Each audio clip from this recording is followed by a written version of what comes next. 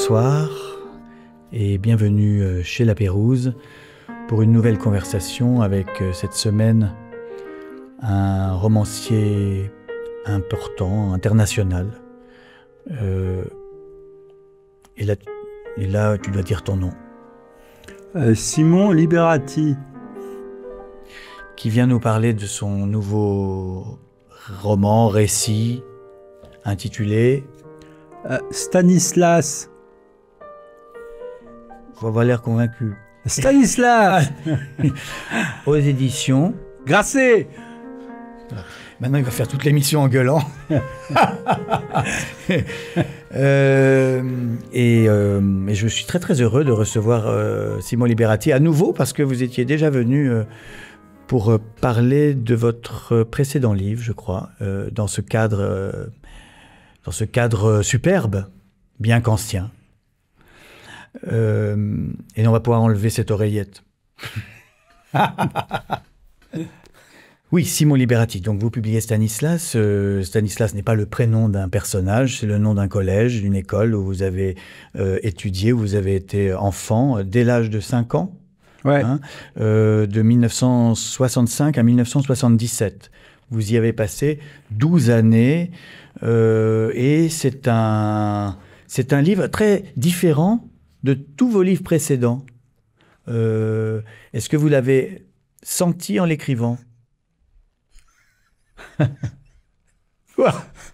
Oui, je l'ai senti en écrivant. C'est-à-dire que j'ai des romans que j'ai écrits, comment dire, avec une certaine distance. Et celui-là, la distance était assez différente. Donc, c'est pour moi pas l'exercice le plus. En général, je noie les choses personnelles dans des écrins. Enfin, je les perds je les cache plutôt dans des écrins. Il y a des livres qui étaient personnels, Anthologie des apparitions, je pense. Mais il y avait plein de choses autour. Là, c'est plus, voilà. Et puis bon, voilà, c'est toujours un peu plus difficile difficile, je sais pas, mais en tout cas un peu plus intime de parler de choses et de pas être ennuyeux, j'ai essayé, surtout d'accabler des éducateurs qui ont essayé de faire leur possible, mais qui n'ont pas donné, dans l'éducation n'a pas donné les résultats escomptés en tout cas.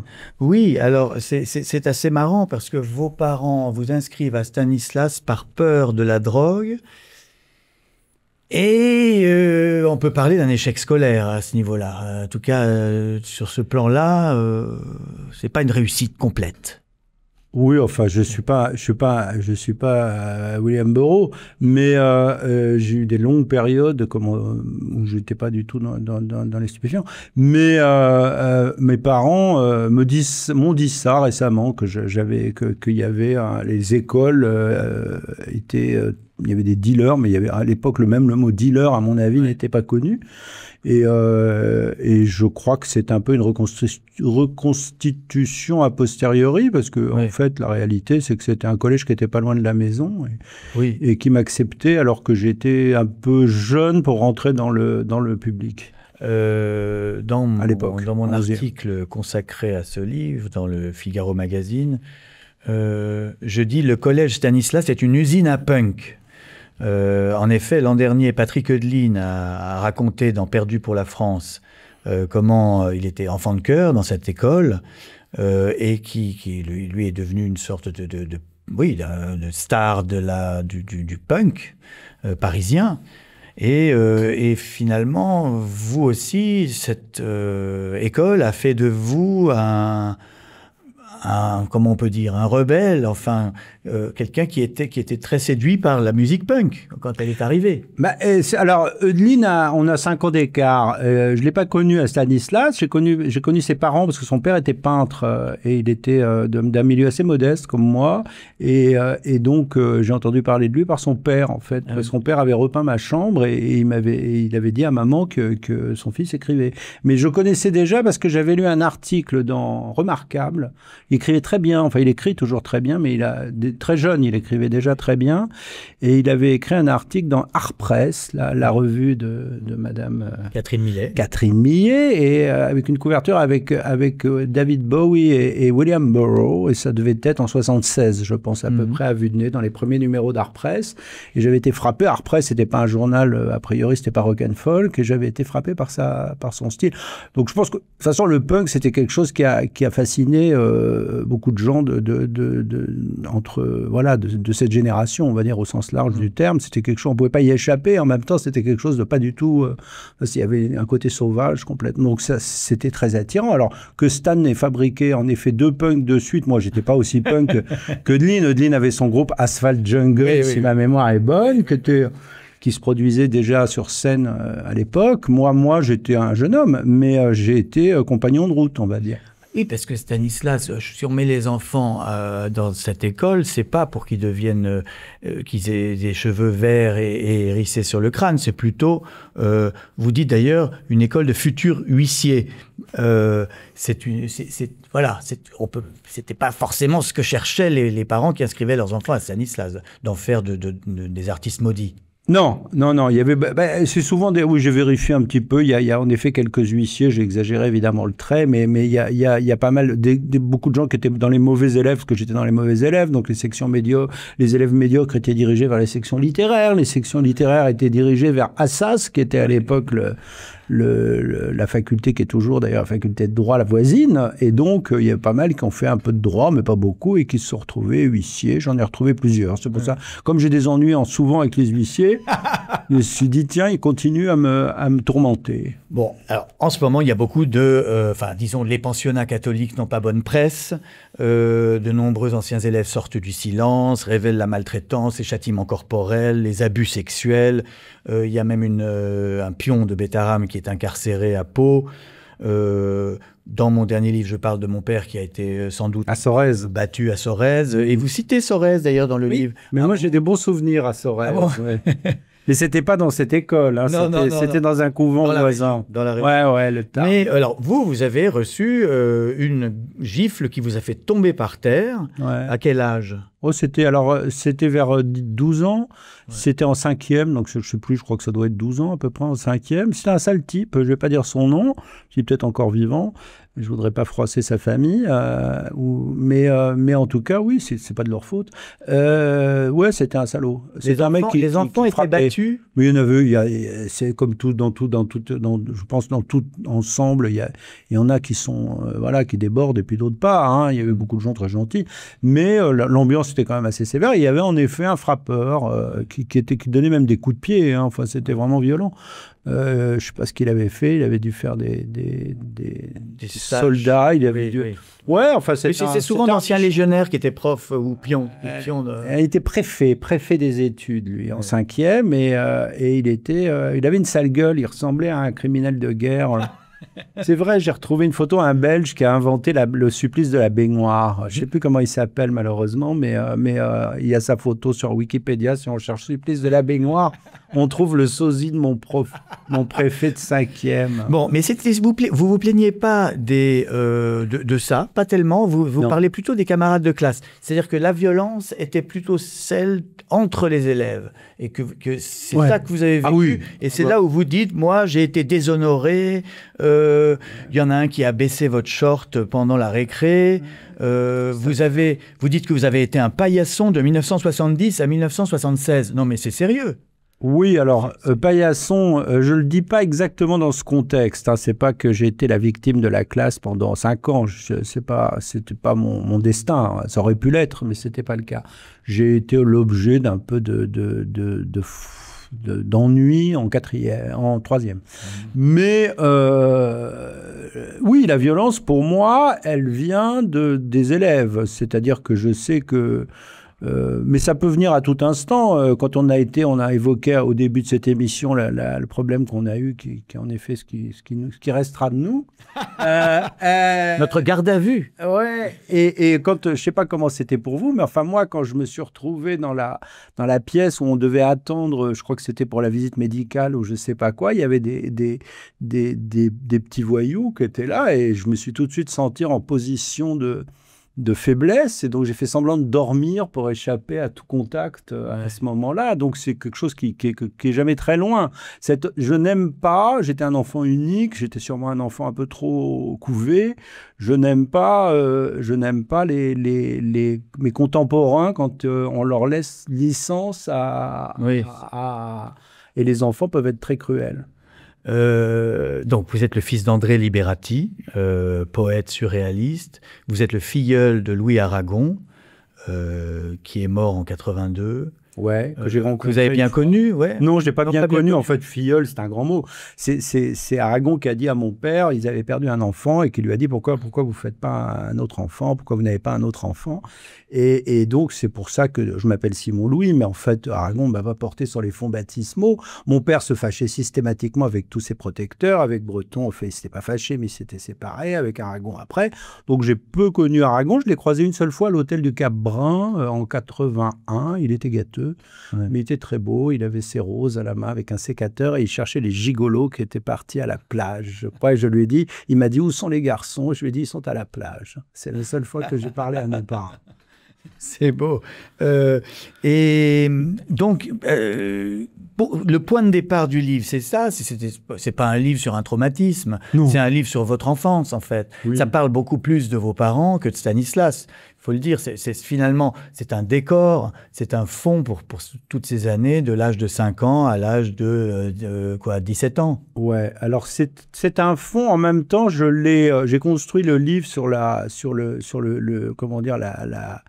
le collège, parce que ça me permettait, parce que j'ai gardé tous les annuaires. Donc j'ai gardé tous les noms de tous les camarades, de mes ennemis, de mes rares amis, de mes professeurs, de mes préfets, de mes aumôniers. Ouais. Donc j'ai tous les documents. Je suis toujours été archiviste depuis mon plus jeune âge, et donc je pouvais me servir de ça pour reconstituer, parce que c'est souvent dans la mémoire, on mélange des époques, surtout si on a des traumatismes, parce que la mémoire efface. Oui, en plus, oui. Alors moi, j'avais tout de suite noté sur mon carnet noir les noms de mes ennemis. J'étais déjà très bon en mémoire. Méticuleux. Enfin, en tout cas, intéressé par les archives. Mais en tout cas, ça m'a permis, voilà. Et puis Stanislas, c'est un monument dans son genre. C'est un collège qui date de l'Empire et qui du Premier Empire, et qui est donc je crois, pas dire de bêtises, et donc qui est en tout cas la toute première restauration. Et c'est un endroit qui a vu passer des... vous donnez un peu la liste. Il y a eu Guilmer, De Gaulle, Stephen Hecke, que vous citez, qui est un écrivain pas très connu. On connaît pas. Anatole France, Edmond Rostand, Barbet d'Aurevilly a été à Stanislas. Jacques Rigaud. Et Jacques Rigaud. Était à Stanislas. Ah bah oui, bien sûr, magnifique Jacques Rigaud, le feu follet. Alors, je vais vous demander de lire ce passage où vous critiquez un peu la littérature victimaire. Alors, le ton plaintif de la littérature actuelle me déplaît. Garde-t-on des séquelles de ce genre de tourments? Sont-elles toujours mauvaises? Les humiliations prédisposent à l'orgueil par manque à gagner, selon le mythe de l'artiste qui a une revanche à prendre. Mais elles ouvrent aussi à l'humilité. Cela paraît paradoxal, mais je crois que cette conséquence est à l'heure présente mal mise en relief à cause des défenseurs de l'estime de soi. Je juge, pour ma part, qu'on a bien trop d'estime de soi et que ce déni souvent sot affaiblit plus qu'il ne renforce en autant de la sensibilité. J'ai humblement et silencieusement souffert pendant des mois, j'ai beaucoup pleuré dans mon lit, il m'arrive encore parfois de me sentir aussi faible et mal défendu qu'à l'époque. 50 ans se sont écoulés sans me guérir tout à fait, mais je crois que cette sensibilité, cette humilité de pauvre m'aide encore à présent. Pour avoir une vision lucide du monde, il faut rester timide. Trop d'assiettes nuit à cette faculté enfantine d'avoir peur, de se sentir petit face à ses adversaires. Tout créateur de forme, tout écrivain vrai a des ennemis qu'il ne doit pas surestimer ni mépriser. Le paria que j'ai guetté a gardé une marque physique que je situerai vers le milieu du ventre, à gauche, sans doute vers le diaphragme. À chaque fois que je suis attaqué ou que je me trouve menacé physiquement ou moralement par le trac ou les angoisses de la vie matérielle, je ressens ce malaise. Je n'affirmerai pas que j'en suis fier, mais cette petite douleur familière me sauve du ridicule de me croire invincible. Alors ça, c'est très intéressant, c'est très beau d'abord, c'est vraiment de la littérature, ça, je vous félicite. Il y a des pages dans ce livre qui sont splendide, vraiment splendide, peut-être parmi les meilleures que vous ayez jamais écrites. Ouais. Et ce paragraphe-là, il est intéressant parce que ça veut dire quoi? Contrairement aux gens qui disent que, voilà, comment dire, disent on a brisé ma confiance en moi, c'est très grave parce qu'on m'a brisé et maintenant je suis brisé pour toujours. Vous dites c'est bien qu'on m'ait brisé, c'est bien parce que ça vous rend plus humble. Ou ça vous rend, je ne sais pas. Oui, ça crée une fragilité. Bah, écoutez, moi, c'est alors après, c'est peut-être une reconstruction, mais en tout cas, ça m'a toujours. J'ai mis du temps à arriver à cette idée. Hein. C'est pas une idée qui m'est venue à l'époque. À l'époque, j'avais qu'une idée, c'est que ça s'arrête. Et une autre idée, c'est éventuellement d'échapper à tout ça, quoi. D'échapper à la. Vous parlez un moment de tentation suicidaire. Oui, vous avez envie de vous pendre dans les toilettes de l'école. Beaucoup d'enfants qui passent par ça. Enfin voilà, ça m'est arrivé. Mais donc je pense qu'en effet, c'est quelque chose. Il y a eu une évolution. Mais c'est vrai que j'ai observé qu'à chaque fois que j'avais des souffrances, des choses, des attaques, on va dire, parce que ça m'est arrivé plusieurs fois dans ma courte carrière d'écrivain qui a commencé fort tard, mais tout de suite avec des ennuis. J'ai été l'objet, et c'est vrai que ça m'a toujours... j'ai essayé de ne pas en tirer de pas me laisser prendre à la rancune. C'est pas quelque chose qui m'est naturel. On va dans son sens, on va dans son pli. Moi, si j'étais pli rancune, par exemple, Christine Angot, que j'aime bien vraiment comme écrivain, elle est rancunière, mais ça lui va très bien. Ouais. Mais moi, qui suis pas rancunier, je pourrais pas l'être. Donc voilà, je suis aussi mon pli. Mais je pense que ça a été un travail. Je pense qu'en effet, très jeune, j'étais très chrétien, donc je priais pour mes ennemis. Ça paraît étrange, mais c'est la vérité. Oui, et jusque tard. Et je pensais que voilà, il fallait que le Seigneur leur pardonne. Et d'ailleurs, c'est la phrase de Jésus, je crois, quand il est... Je me compare pas à Jésus, hein, mais enfin, c'est la phrase, hein, pardonnez-leur parce qu'ils ne savent pas ce qu'ils font. Ouais. Et je pense que souvent, le mal est fait... je pense que même tous ces garçons, certains de ces garçons, parce qu'il n'y avait pas non plus de meute, hein, ouais. Qui m'ont, comme on disait à l'époque, embêté, ils n'étaient peut-être pas du tout conscients de la souffrance qu'ils provoquaient. C'est pas des choses... Donc, je crois que voilà, ma littérature, c'est pas construite sur mon statut d'enfant martyr. Oui. On n'y croirait pas. Vous étiez enfant de chœur à la messe le dimanche à Saint-Sulpice. C'était à quel âge? Alors écoutez, enfant de chœur, j'étais très tard, parce qu'à Saint-Sulpice, il y avait des enfants de chœur très âgés. Il y en avait un qui avait une moustache, qui devait avoir 25 ans, et personne n'osait lui dire qu'il fallait plus qu'il vienne. C'était un cadet de famille, et donc il venait toujours, l'aube il était très grand en plus, comme les travestis qui sont souvent des géants qui veulent s'habiller en femme. Lui, il était très grand avec son aube, et donc j'ai été enfant de chœur assez tard, comme lui, mais un peu moins tard. Ouais. J'ai arrêté à 16 ans. Les amateurs, les lecteurs de Simon Liberati ne savent peut-être, ont du mal peut-être à l'imaginer enfant de chœur, mais pourtant c'est la réalité. Oh non, ouais. J'adorais ça. Alors, il y a 3 degrés dans les enfants de chœur, en tout cas à Saint-Sulpice. Il y a sérophéraires, c'est les petits jeunes, c'est ceux qui remuent un peu les qui tiennent l'encens. Après, oui, il y a les acolytes, c'est ceux qui tiennent les flambeaux. Et puis, il y a le cérémoniaire, le dernier rôle que j'ai tenu, qui tient la grande croix d'argent quand Monseigneur, l'évêque de Paris, vient célébrer la messe et qui remue l'encensoir, qui tient le livre. Enfin, il a des rôles. Ouais. Donc, on progresse. Et j'ai été cérémoniaire tard, à 15 ans. Formidable. Alors, il y a une double ambiguïté dans votre livre, quand même. D'abord, vous critiquez mai 68, parce que vous étiez donc là-bas de 65 à 77 à Stanislas. Vous avez vu mai 68 arriver dans le quartier et la réforme, la modernisation de l'Église catholique vous a plutôt déplu. Alors que vous souffriez dans ce collège traditionnaliste, vous étiez contre la modernisation de l'Église. Ça, c'est une ambiguïté, un paradoxe. Non, c'est pas du tout une ambiguïté. Ça en a l'air peut-être, mais je vous corrige tout à fait. Je crois qu'au contraire, le fait qu'il y ait un questionnement dans le corps enseignant, même dans ce collège qui était a priori un collège classique, sur l'enseignement, sur faut-il laisser plus d'expression aux enfants, faut-il les laisser plus libres. C'est là que moi, mes ennuis ont commencé. Ce que j'aimais, c'est quand on était rangé en rang, qu'on n'avait pas le droit de parler, et donc qu'on était tranquille dans une certaine mesure, et l'autorité du professeur m'a jamais personnellement, j'ai eu la chance de pas avoir de professeur trop sadique, mais ou trop, je sais pas, mais j'ai eu des farfelus. Moi, j'aime beaucoup les professeurs parce qu'ils sont souvent complètement fous en face de cette époque. Donc ils disent n'importe quoi, ou ils font pas leur cours, ils vous parlent d'autre chose. J'en avais un qui était obsédé par Salut les copains, le journal. Mais Salut les copains n'existait plus quand moi j'étais dans sa classe, ou en tout cas on ne le lisait pas. Et il nous disait, celui qui apportera Salut les copains, je le mets dehors, il aura une colle, etc. Alors que nous, on ne savait même pas, c'est lui qui nous faisait découvrir Salut les copains. Qui nous donnait envie de l'acheter. Bah, non, même pas, parce qu'il nous donnait envie de rien, ce pauvre type, même pas de s'intéresser à l'histoire-géographie. Mais en tout cas, ça nous paraissait très incongru. Oui. Donc voilà, donc ça, mais l'autorité, encore une fois, l'autorité, le cadre, quand pour moi, c'était un confort. C'était plus rassurant que tout d'un coup, quand ça se libère et que là, les élèves deviennent agressifs. Quand chacun doit choisir sa place ou des choses comme... Même dans un dîner, encore aujourd'hui, je déteste les dîners où on n'est pas placé. Parce qu'il faut choisir. Et puis, c'est la chaise musicale. Oui. Hop, il n'y a plus de place. Il n'y a que les méchants ou les gens terribles, ou alors les derniers au fin fond qui vous reçoivent près d'eux. Et il va falloir aller là.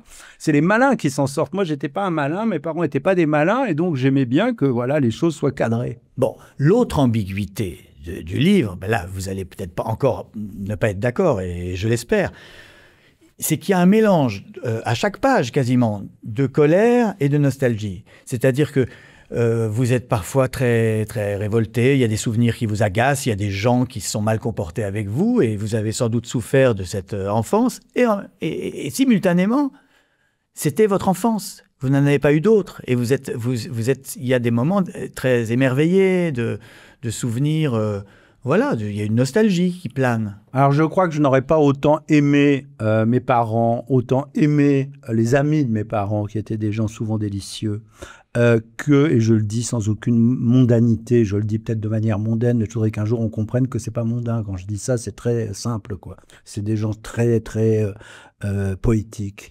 Et pas poète forcément, mais poétique, avec quelque chose. Je crois que j'aurais pas apprécié autant ces gens dont je parle, ces gens qui étaient comme des personnages de Dickens, si j'avais pas eu le collège comme repoussoir. C'est-à-dire qu'en souffrant au collège, qu'est-ce que c'était merveilleux le samedi de pouvoir rentrer à la maison. Qu'est-ce que c'était merveilleux quand les vacances, qui ont l'air éternelles quand on est jeune. Ouais. Le 28 juin, quand on sait que on va en classe juste pour recevoir éventuellement le dernier accessite de récitation ou le 4e accessite de catéchisme quand on s'en est bien tiré, c'est fini. Après, on va être en vacances et ça va durer comme dans La Comtesse de Ségur, tout l'été jusqu'au mois de septembre. Donc ça, c'était merveilleux. Alors, j'avais cette chance d'avoir vraiment un milieu familial qui était... Mes parents sont des gens très inconscients, dans une certaine mesure, des réalités bourgeoises, des réalités qui étaient celles de mes camarades de classe, qui étaient des garçons qui étaient dans des milieux très cadrés, mais pas au sens où je l'entendais tout à l'heure. Donc, je retrouvais là... Et je pense que ces merveilleux étés, ces merveilleuses vacances, ces merveilleux moments en Normandie, notamment chez une amie de mes parents, Nicole Cartier-Bresson, qui était incidemment la sœur d'Henri, le photographe, mais qui était aussi une femme, une poétesse et une femme très, très exceptionnelle, qui a été comme une seconde mère pour moi. J'aurais pas connu ça, j'aurais pas connu ce presbytère avec autant de joie si j'avais été heureux de retrouver mes copains en septembre. Ouais, je vais retrouver mes copains à Stan. Non, c'était pas comme ça. Non, mais pas heureux de rentrer à Stan. Je me suis même demandé si vous n'aviez pas voulu écrire sur vos parents sans le dire. C'est-à-dire que vous faites semblant que c'est un livre sur Stanislas. Vous n'avez pas tort. Pour pouvoir écrire sur vos parents. Ouais, vous n'avez pas tort. C'est sûr, parce que j'aurais écrit un livre qui s'appelle Papa et Maman. Ne critiquez pas les gens qui écrivent sur leur père. Non, mais je ne vous critique pas, cher ami, mais d'ailleurs, votre livre est un livre sur votre père, mais c'est aussi un livre sur le mystère, sur le mystère et sur la personnalité pour le moins énigmatique. Oui. Donc, c'est à ça que c'est moi, pour moi, donc, moi, dans mon livre, c'est vrai que j'ai choisi de parler de Stanislas parce que c'est un sujet à la limite de société, c'est vrai, mais il n'y avait pas d'opportunisme, je le dis franchement. Non, vous l'avez pas suivi toutes les affaires, puis je n'ai pas suivi les affaires. Je dois vous avouer que moi, j'entends parler du collège, mieux je me porte, mais je passe tous les jours presque devant parce que ma maman habite toujours là et le collège, j'ai un éditeur, pas celui qui a édité Stanislas, mais un autre dont les bureaux sont en face du collège. Donc, à chaque fois que je je vais voir Manuel Carcassonne, je pense à mes petits camarades. C'est pas Manuel qui m'y fait penser. Oui. Alors, de toute façon, avec vous, rien n'est simple. Par exemple, quand vous servez la messe à Saint-Sulpice, vous êtes déçu qu'il n'y ait pas de sacrifice humain. C'est vrai. Et ça, je vous le jure. C'est pas une invention perverse. Alors, j'explique. Il y a la fameuse phrase au moment de la consécration du corps du Christ, le sang de l'alliance nouvelle et éternelle versé pour vous et pour la multitude. Vous pensiez que c'était pour de vrai, qu'on allait vraiment tuer quelqu'un. Je pensais qu'on allait prendre un des petits-enfants qui servait la messe, que j'allais devenir plus tard, mais j'étais tout petit à ce moment-là. Et je pensais qu'on allait le couper comme dans les sacrifices aztèques. Comment cette idée a pu me venir en tête? Bataillenne, hautement bataillenne, mais j'avais pas lu Georges Bataille, parce que je crois qu'on connaît les choses avant de les lire. Oui, c'est très étrange, parce que c'est vraiment étrange. Beaucoup de vos livres sont, comment dire, pas sataniques, mais s'amusent avec ces idées de messe noire, ou vous voyez, de Kenneth Anger. Pas forcément s'amusent, d'ailleurs. Non, mais on aborde la question. Dans les démons, c'est ça, il y a ça dans les anthologies d'apparition. Le California Girl. Oui, exactement, California Girl. Donc, à peine quand vous étiez tout petit déjà, vous aviez ça. Autre idée, à un moment vous parlez d'une fille brûlée vive dans une église. C'est un film que vous avez vu, vous vous souvenez plus du titre. Oui, je crois. Et vous vous souvenez plus de quel film c'était? Non, j'ai jamais retrouvé. Je me suis demandé si c'était pas Jeanne d'Arc. Non, c'était pas Jeanne d'Arc. Non, c'était une petite jeune fille habillée en communiante qui prenait, ou alors une femme mariée, mais je crois que c'était une petite jeune fille habillée en communiante qui prenait feu à cause des bougies, des flambeaux. Ah oui, mais donc ça venait nourrir mon fantasme du sacrifice. Du sacrifice humain dans la l'église. J'étais déçu, et je ne pouvais pas imaginer ça quand même. J'avais 6 ans, 5 ans. Ouais. Je suis allé pour la première fois à l'église à 5 ans, et j'ai pensé vraiment ça. J'attendais à ce qu'on tue quelqu'un. Mais c'est peut-être si vous racontiez toutes ces choses-là à vos camarades de classe, que peut-être ils se disaient, celui-là, il est un peu dingo, on va le rectifier. J'aurais jamais rien raconté à mes camarades. Je ne racontais rien à mes parents de ce qui se passait au Stanislas, et je ne racontais rien à Stanislas de ce qui se passait chez mes parents. Ouais. C'était pour moi 2 mondes complètement opaques l'un à l'autre. Non, mais alors je donne un 3e exemple très pervers. Vous êtes aussi excité par Milady marquée au fer rouge dans Les 3 Mousquetaires. Ouais. Moi aussi. C'est très troublant. C'est très troublant. Ouais. Est-ce que, à votre avis, les enfants sont des sadiques? Oui. C'est un peu le message du livre. Oui, moi je crois. Alors les enfants. Alors vous êtes contre Rousseau, donc l'homme est naturellement mauvais. Je pense que je suis pour Sade. On en parlera peut-être tout à l'heure parce que je crois que vous allez me poser des questions sur des livres que j'aime. Oui. Et je pense que je suis pour Sade. C'est-à-dire quand j'ai lu Justine à 12 ans, c'est un peu tôt. Mais surtout, je me suis reconnu. Enfin, je me suis dit, tiens, voilà quelqu'un qui parle comme j'entends la musique. Oui. Et en dehors de sa langue. Et donc, je pense que l'homme l'homme. Moi, j'ai adoré. Il y avait autre chose. J'étais fasciné aussi par les martyrs. Quand on était élevé dans la religion catholique, en tout cas à l'époque. Après, ils ont changé. Mais enfin, il y avait l'enfer. Il y avait le chemin de croix. Il y avait Sainte Blandine avec le taureau. Il y avait Saint-Sébastien, Saint-Laurent-sur-Sondeville, Saint-Sébastien avec les flèches qui tournent autour de la zone pubienne.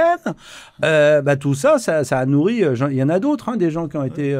Mais Jésus, la flagellation, la crucifixion. Voilà. Non, mais c'est vrai que c'est très étrange. Moi, j'étais à l'école Bossuet, qui est pas très loin de Stanislas. C'était un peu plus tard, mais j'ai vécu aussi ce catéchisme, ces moments où on se dit, mais c'est très sanglant quand même pour enseigner à des enfants. Les contes, Frédéric, c'est sanglant. Le grand méchant loup, c'est sanglant. Ouais. Ça se termine mal et les enfants adorent ça. Donc je crois qu'en effet, je crois tout simplement de même qu'il y a une grande part de bisexualité dans l'être humain, que ce soit homme ou femme. Il y a une grande part de sadomasochisme chez l'enfant. Je ne dis pas que l'enfant cherche à être battu, je dis simplement que l'enfant fantasme. Et moi, je suis... Alors fantasme, ou peut-être qu'il a aussi une lecture, parce que finalement, lire la messe comme un sacrifice, quand vous lisez après, je parlais de Bataille tout à l'heure, quand vous lisez certains auteurs, qui ont été des auteurs que j'ai beaucoup lus, vous vous dites, oui, finalement, j'avais pas tort. J'avais senti instinctivement qu'il y avait eu un adoucissement du sacrifice au fur et à mesure que la civilisation avançait, qu'on était parti des sacrifices humains et puis qu'on était arrivé à cette version judéo-chrétienne qui est très soft, mais qui reste quand même sanglante. Là, je vous cite, l'enfant fut la cause de mes malheurs et de cette haine du monde moderne qui ne m'a abandonné qu'avec la reconnaissance publique de certaines de mes productions. Donc, vous voulez dire Alors, donc vous êtes facile à corrompre. Si on aime vos livres, finalement, oui, vous mettez à aimer le monde moderne. À chaque fois que j'ai une bonne critique, j'aime le monde moderne. Et j'aime le journal dans lequel il a paru. Et puis après, je l'aime plus. Non, mais le début de la phrase, l'enfant fut la cause de mes malheurs. Donc c'est vrai que vous pensez que l'enfant, qui est quand même le symbole de la pureté, de l'innocence, de la naïveté, pour vous, il est méchant. On peut être pur. Non, attention, je ne dis pas qu'il n'est pas pur. Je pense qu'on peut être purement attiré. Oui, on peut être purement attiré par des choses. Moi, je vous le dis, j'ai été avide qu'il y ait un sacrifice pendant cette cérémonie à Saint-Sulpice. Et à chaque fois que je rentre à Saint-Sulpice et que je vois le grand hôtel, qu'on venait de retourner à l'époque, parce que vous savez, on était passé grâce à ou à cause de Vatican II, de la messe en latin dite dos au public à la messe en français dite face au public. Donc il y avait un petit hôtel devant le grand hôtel. Je me rappelle encore comme si c'était hier, et je pensais même que c'était sur ce petit hôtel que le sacrifice allait avoir lieu. Donc c'est Vatican II qui m'avait dirigé vers cette... Parce que j'aurais été en latin, peut-être que j'aurais pas compris tout ça. C'est intéressant. Encore beaucoup plus innocent. Non, c'est intéressant, ça veut dire que c'est pas Stanislas qui vous a rendu fou. Vous étiez fou déjà. Oui. C'est ça, voilà, ça me rassure. Alors, j'ai mes informateurs au sein de la maison Grasset. Stanislas serait le début d'une trilogie intime. Donc après Stanislas, il y aura encore 2 tomes. Est-ce qu'on peut en savoir un petit peu plus? Écoutez, oui, il y en a. Je suis l'homme des trilogies. Alors, je vais parler dans un deuxième temps d'une période de ma vie qui a été celle à la fois la plus dure et peut-être la plus finalement riante quand j'évoque cette époque par les aventures qui me sont arrivées entre 20 et 40 ans, c'est-à-dire avant de devenir écrivain. Donc là, j'ai eu une vie assez Vous en aviez déjà un petit peu parlé dans Occident? Oui, de toute façon, on revient toujours sur c'est pas grave. Porte, on ferme la porte, on revient par la fenêtre. Hein, et la troisième partie que j'ai hâte, la deuxième j'ai déjà écrite plus ou moins, mais la troisième que j'ai hâte de pouvoir commencer, j'ai pas encore vraiment commencé, c'est sur la vie littéraire. Oui. Et là, je vais pouvoir parler des critiques, je vais pouvoir parler des amis, je crains le pire. Des milieux littéraires, et je me fais une fête, une joie de pouvoir parler de ce sujet purement Saint-Germain. On reproche parfois à certains écrivains dont nous sommes un peu partis l'un et l'autre, d'être des germano-pratins, ou je sais pas. Ce qui n'est plus ni votre cas ni le mien. Non, mais enfin, c'est pas grave, ça reste marqué, on reste marqué du sceau de l'infamie. Et donc, je vais faire un livre sur Saint-Germain-des-Prés. Ah oui, ça c'est bien. Et voilà. Et ça sera le troisième, mais je ne sais pas quand je vais l'écrire. Oui. Alors, il y a un jeu passionnant dans cette émission. Vous êtes déjà venu, vous le savez. C'est devine tes citations. Ne regardez pas les réponses. Je vous lis des phrases de vous, tirées de toute votre œuvre. Et vous devez me dire dans quel livre vous avez écrit. Ça va être mauvais. Mais si, ça va se passer très bien. Tout ce que la faiblesse physique, la débilité mentale, la déformation des membres ou du cerveau engendre de déchets humains semblait s'être donné rendez-vous dans ce quadrilatère hideux et malodorant.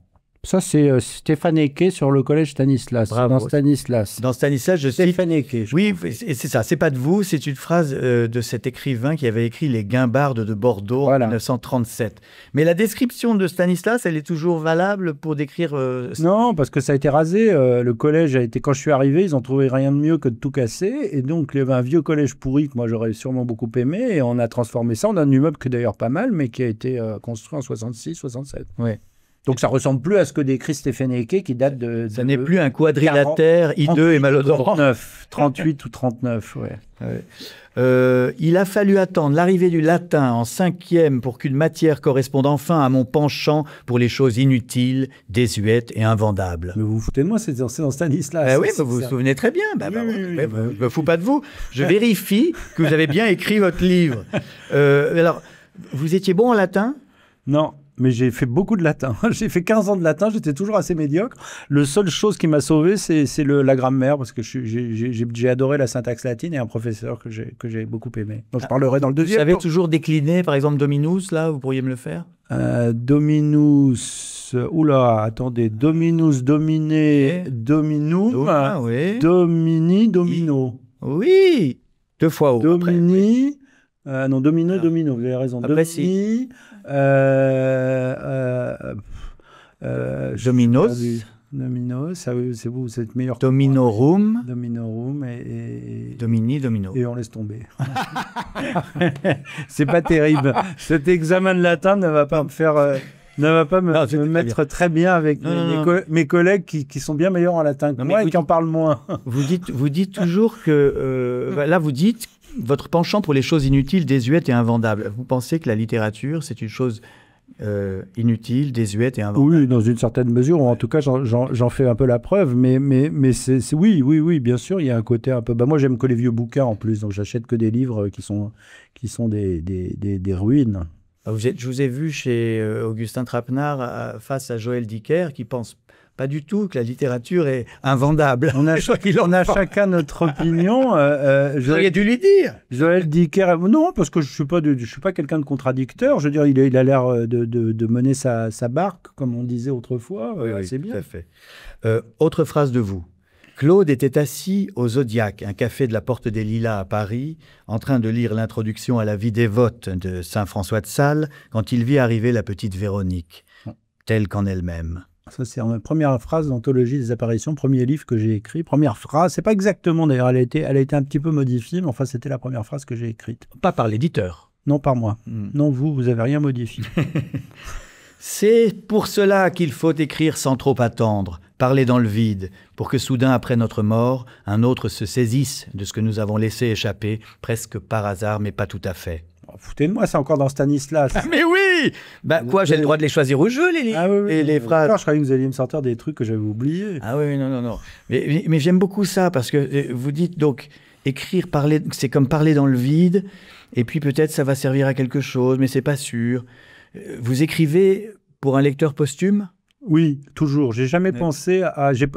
en fait, on va dire que c'est du narcissisme, c'est pas du narcissisme. C'est, je crois, une certaine manière de penser à la création littéraire. C'est-à-dire que j'ai été touché dans ma vie par des phrases qui sont parfois assez neutres quand je les relis. Je suis frappé, je parle d'une phrase de Proust comme ça, qui est très neutre et qui a eu sur moi une extraordinaire influence. Donc je sais qu'une chose, un truc lu dans un fauteuil, dans une maison de campagne, où vous êtes par hasard, et puis vous ennuyez un peu, vous ouvrez, et puis tout à coup vous lisez, vous êtes pris, et il y a quelque chose qui vous donne envie. Moi, je pense beaucoup à l'art, donc enfin aux autres écrivains, donc je sais que voilà, il y a quelque chose qui peut, et puis ça peut aussi vous apporter beaucoup de réconfort parfois. Donc moi je pense à ça vraiment, et j'ai l'air d'un Benoît, non, pas du tout, et de faire le curé, mais c'est la réalité. Quand j'écris, je pense à ça. Je pense pas à ce que les gens vont penser, le lecteur contemporain, critique, ça je le laisse penser ce qu'il veut. Ouais. Mais par contre, je pense qu'un jour il y a peut-être quelqu'un qui va lire ça et parce que moi j'ai souvent ouvert des livres dans des boîtes de bouquins, et puis tout à coup j'ai vu une phrase, et quand j'étais jeune, parfois je me méfiais de moi-même, donc je l'achetais pas. Maintenant, je n'avais pas les moyens. Maintenant, quand je vois un truc qui me plaît, je me dis si ça me plaît, c'est qu'il y a forcément quelque chose pour moi, et j'ai rencontré beaucoup de hasards objectifs comme ça, de phrases qui faisaient écho à d'autres phrases. Adresser la parole à quelqu'un me paraît toujours plus difficile que de mourir. C'est encore dans Stanislas. Oui, c'est dans Stanislas. Ça, c'est oui, quand je serai en prison, ou je sais pas, ou à l'EHPAD, et que j'oserais pas demander à la dame où se trouve le réfectoire le matin pour prendre mon petit déjeuner. Je pense que ça, dans ce livre, c'est quelque chose de très profond, ce que vous dites. Vous êtes une sorte de sauvage. Oui. Est-ce que la timidité, c'est pas aussi une forme de snobisme ? C'est une forme d'orgueil, ça c'est certain que les timides sont des orgueilleux. Oui, c'est peut-être une forme, je sais pas, le snobisme, je sais pas, mais en tout cas c'est pourquoi parler à des cons, en gros. Non, non, alors j'aime pas le mot con, c'est pas du tout vous, je vous aime beaucoup, mais le mot con, j'aime pas ça, parce que je trouve que d'abord c'est souvent pas exact. Et les gens sont plus compliqués. J'ai fait du porte-à-porte, je le raconte dans ce livre. J'ai découvert des tas de bizarreries dans tous les caractères et dans toutes les opinions politiques. Oui. Des gens beaucoup plus mystérieux qu'on imagine, et souvent bien plus bienveillants qu'ils n'en ont l'air, surtout quand ils écrivent des commentaires sur... les gens qui écrivent des horreurs sur Internet, quand vous les rencontrez en vrai, ils sont d'abord pas toujours bêtes et souvent très gentils. Donc c'est curieux, alors, ça. C'est même encore plus amusant que ça. C'est que parfois...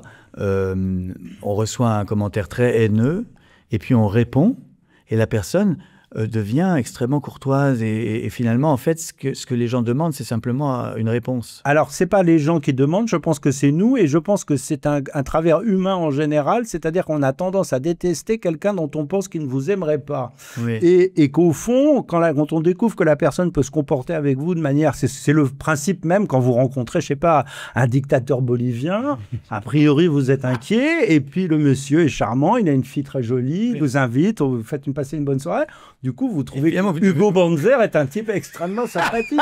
Donc ça arrive souvent dans la vie. C'est dangereux, c'est pour ça qu'il faut pas rencontrer trop de dictateurs. D'accord, ni de gens en général, ni de personnes de manière générale, il vaut mieux rester un peu tranquille. Une dernière phrase de vous, j'ai toujours pardonné aux personnages de romans, même les coups de couteau. Ah, ça c'est encore dans Stanislas, et ça on sait pourquoi j'écris ça, enfin certains le sauront. Vous songiez à quelqu'un de précis? Oui, je songeais à quelqu'un de précis, mais j'ai pas eu l'occasion de m'exprimer, mais je m'exprime une fois pour toutes, j'ai absolument aucune rancune pour ce qui a pu m'arriver, pour ce que j'ai pu vivre avec Eva, et je pense que les êtres qu'on était quand on s'est rencontrés, qui étaient à la fois sensibles et fragiles et émus l'un par l'autre, sont restés là. Simplement, voilà, il y a eu des contrariétés, il y a eu des disputes, et je pense qu'on a souffert tous les deux de ça, et voilà, c'est tout. Mais point. Ouais. Une autre rubrique dans cette émission très importante, c'est celle des conseils d'impro. Les personnes de goût qui nous regardent peuvent avoir envie de savoir quelles sont vos lectures préférées et puis quels sont vos goûts. Et vous renvoyez dans vos livres souvent vers beaucoup d'écrivains. On me le reproche un peu trop. Là, non, c'est très bien parce que justement, vous, en lisant Stanislas, par exemple, vous m'avez donné envie de lire Dickens. Ah oui, oui, ça c'est bien, vous avez raison. Que je connais pas, mais que mon père adorait. Ah oui, vous devrez. Et donc, si je vous pose la question, vous avez votre anti-sèche quelque part, un livre qui donne envie de pleurer. Oh, c'est Dickens. C'est la mort de. C'est dans Oliver Twist. C'est la mort de la petite prostituée à la fin avec le chien, avec Bill Six, qui tue sa petite protégée à coups de crosse. Si ma mémoire est bonne. C'est une des choses qui m'a le plus bouleversé quand j'étais enfant, et je crois qu'elle s'appelle Nancy. Et voilà, et ça, Dickens, pour ça, Dickens, il est extraordinaire parce qu'il est capable tout à coup de vous faire... La police vient nous chercher, encore. Vous émouvoir, mais c'est parce que... L'émotion est interdite. Non, mais au contraire. Mais oui, c'est vrai que... Elle appelle la police. Et vous l'avez relu étant adulte ou c'est resté... Non, je le relis de temps en temps. Oui, je l'ai relu parce que j'étais dans j'ai abordé dans mon premier livre la prostitution et les très jeunes filles qui se perdent dans la nuit. Et il se trouve que c'est un thème littéraire, que c'est un thème qu'on trouve évidemment dans la littérature de Gare, dans la littérature un peu de Gensu ou même de Hugo, mais on trouve aussi dans la littérature de Dickens, et donc j'étais remonté à Dickens et à Thomas de Quincey, évidemment, la petite Anne, si ma mémoire est bonne, de Confession du mangeur d'opium. Et donc voilà, donc j'avais relu Dickens à ce moment-là, par curiosité, ces passages-là, pour voir si ça marchait toujours, et puis ça marchait toujours. Là, vous avez encore pleuré? Ouais, le chien jaune, c'est le chien qui... Alors, j'ai pleuré sur la petite fille quand j'étais jeune, et puis là, la mort du chien jaune de Bill Six m'a beaucoup ému, parce que j'avais à l'époque un bulldog que j'aimais beaucoup, un bulldog anglais. Il s'appelait Bob. Et un livre pour arrêter de pleurer, du coup, après? Des livres drôles, il y en a pas mal. Moi, je pense j'ai lu récemment que Nietzsche adorait Mark Twain, ce que je ne savais pas. Et donc, Huckleberry Finn, qui est un livre merveilleux, donc l'histoire d'un petit garçon sur le Mississippi. Enfin, vous connaissez l'histoire, et c'est un livre drôle où il y a des personnages extrêmement pittoresques. Il y a un faux descendant il y a un faux Louis XVII, si ma mémoire est bonne, et ça se termine dans le goudron et les plumes. C'est un mélange de cruauté et d'humour, mais oui, Mark Twain, c'est bien. Ouais. Mark Twain disait je voudrais mourir à Pittsburgh parce que je ne verrai pas la différence. Je ne connaissais pas ça. Un livre pour s'ennuyer. Oh, il y en a beaucoup, mon cher. Je n'oserais en citer aucun parce que j'en ai plusieurs qui me viennent à l'esprit. Il y a des livres qui m'ont extraordinairement ennuyé, qui m'ont apporté des choses. Parce que parfois, il ne faut pas vaincre son ennui, mais se laisser envahir par l'ennui. Joyce peut être extraordinairement ennuyeux par moments. Au sein d'Ulysse, il y a des passages qui sont comme des... Ou même l'Iliade, il y a des passages dans l'Iliade qui sont assommants. Les catalogues de vaisseaux ou les trucs comme ça, on déconseille de les lire. Moi, je suis pour les lire. Au contraire, j'aime bien l'ennui. Hein. J'aime bien m'ennuyer au spectacle, par exemple. Oui, ça fait penser à autre chose. Parce que c'est l'effort qui est comment dire, le mérite d'arriver après à un passage moins... Ouais, c'est ça, voilà, exactement. Voilà. Comme, voilà, c'est le phénomène de voilà, l'île fortunée qui arrive tout à coup au milieu d'une mer d'ennui. et c'est heureux. Un livre pour crâner dans la rue. Alors ça, tous les livres de philologie grecque et latine, je conseille parce qu'il y a des titres merveilleux. J'en ai un en tête que j'ai pas pris mon anti-sèche, donc je viens de l'oublier à l'instant où je vous parle, mais c'est une étude sur Thucydide. Oui, j'en ai un autre aussi qui est très très bien. Voilà, j'en ai un cette fois-ci. C'est le personnage du bon prêtre dans la littérature française. C'est un livre qui avait paru, je ne sais plus si c'était chez Nizet ou dans un éditeur. C'est une thèse en fait, une bonne grosse thèse. Le personnage du bon prêtre dans la littérature française, c'est pas mal. Ça, vous mettez chez Sénéquier avec ça. Vous êtes sûr de ratisser tout ce qui pourra se trouver sur la terrasse. La première phrase de votre premier livre, le narrateur est en train de lire l'introduction à la vie dévote de Safran. Voilà, c'est pareil. Bon, c'est pas mal aussi. C'est pas mal. Un livre qui rend intelligent. Ah bah ça, les romans rendent intelligents. On croit pas. On croit que les romans, je sais qu'il y a des hommes notamment dans le temps. Enfin, les hommes anciens n'aimaient pas trop les romans. Je sais qu'ils étaient toujours plutôt à lire des essais ou des choses. Toujours. Ça continue. C'est pareil. Les hommes d'affaires, les hommes de pouvoir. Ils n'aiment pas le roman. Ils lisent des biographies. Voilà, ils n'aiment pas le roman. Alors que les biographies, c'est souvent des romans et des mauvais romans en plus. Mais donc les romans peuvent rendre intelligents et les romans, évidemment. Mais lequel ? Il y a celui qui m'a le plus aidé. Je dois être le 2000e invité à vous le sortir. L'essai de la recherche du temps perdu. Parce que c'est quelque chose qui vous fait réfléchir sur le. C'est un mode de pensée qui vous fait avancer. C'est-à-dire que tout à coup vous comprenez des échos que vous n'aviez pas compris et puis ça vous soigne. Et puis c'est la précision. La précision. Ouais. Les retours, les parenthèses, Alors après au bout d'un moment on en a jusque là. Hein. Oui. On le connaît par cœur, le petit Proust, donc ces allers-retours, ces machins, on se dit, OK, allons à l'essentiel. Mais il y a quand même quelque chose qui m'a aidé quand j'avais 24 ans, 23 ans, à l'époque où je pensais pas encore vraiment à écrire, et qui m'a aidé à comprendre des choses. Et c'est souvent des amis qui vous conseillent. Là, c'était une amie délicieuse qui m'avait conseillé de lire La Recherche vraiment, et de pas commencer par le début, de pas commencer par Longtemps je me suis couché de bonne heure, mais de commencer par, je sais pas, Sodome et Gomorrhe. Et ça m'a, voilà. Mais ça, je crois que c'est assez courant. Hein, mais... je ris en pensant à un type qui aurait dit à Marcel Proust, bon, allez à l'essentiel. Allez hop. Bon, alors, un livre que je regrette d'avoir lu, vous avez un peu répondu que vous regrettez jamais d'avoir lu. Non, je regrette jamais rien d'avoir... Même les très très mauvais livres, je les trouve toujours intéressants. Un livre que je fais semblant d'avoir fini. Alors, j'ai une maladie. Je ne finis pas souvent les livres passionnants. Par exemple, j'ai pas fini Le Rouge et le Noir. J'ai jamais lu les 15 dernières pages du Rouge et le Noir, la scène de l'échafaud. Oui. C'est pas que j'étais particulièrement atteint par la pitié ou que j'avais... Non, je l'ai pas lu parce que je sais pas. J'ai du mal à finir. J'ai souvent du mal à finir. C'est pour ça que je soigne mes fins le plus possible en me disant, quand même, ça vaut le coup parfois d'essayer de raccrocher encore, de mettre un nouvel épisode. La seule chose qui peut éviter qu'on ait du mal à finir, c'est quand il y a quelque chose qui vous surprend dans les 20 dernières pages, où tout à coup, l'auteur part sur autre chose. Et là, vous dites où il va. Et là, vous y allez. Mais si vous savez comment ça va redescendre... mais si vous n'avez pas fini Le Rouge et le Noir, vous ne savez pas. Il y a peut-être un twist. Il y a peut-être un coup de théâtre. On m'avait spoilé. Peut-être que Julien Sorel devient DJ. Oui, peut-être. Comme dans le film de Tarantino. Écoutez... voilà. Sharon Tate n'est pas morte.